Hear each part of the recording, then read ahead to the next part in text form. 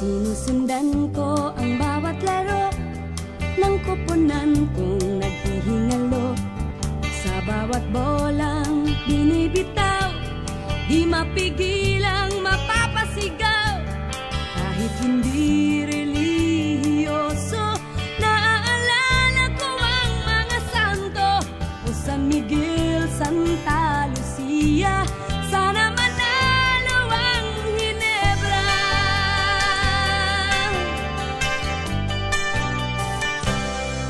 Ngunit ang aga nilang nagkalat, bawat diskarte nasisilat. Nagkasundo kaming magkakampi na ang labo kasi ng referee. Ang barangay parang napeste, natambakan agad kami ng 20. Parang bansay nagka-leche-leche at nari-elect ang presidente.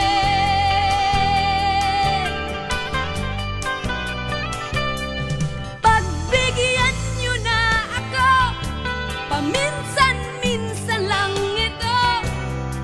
Gumaang ang nabibigat ang puso.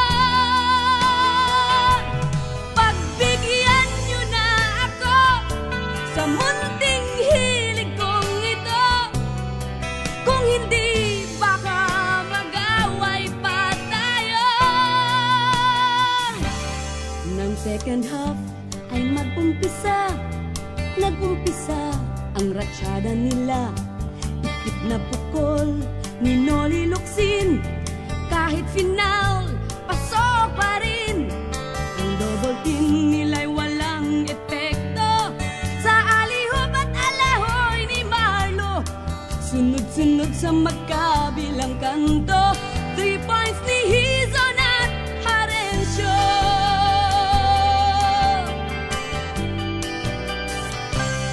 Opensa nila ay nasasaling sa hustle ni Maki at Benny Cheng. Halos ang bola ay di makatawid sa mga nakaw ni Flash David. Ang execution ay swabeng-swabe sa mga plays ni Coach Jaworski. Biglang umugong ang buong palibot, mukhang maglalaro na rin si Dudu.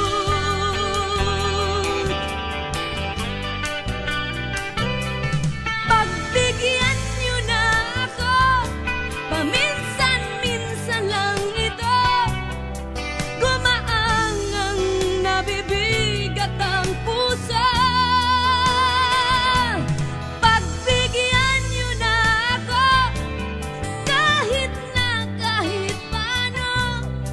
Sumaya ng bahagya itong mundo. 3 minuto pa ang natitira nang kami ay nakahabol na. Sa isang iglap, nagpalit ng score. Lamang na kami, 99-94. Bumabalik sa aking isip ang manliligaw ko noong grade 6. Napapatawad ko na ang Alaska pag nananalo ang Ginebra.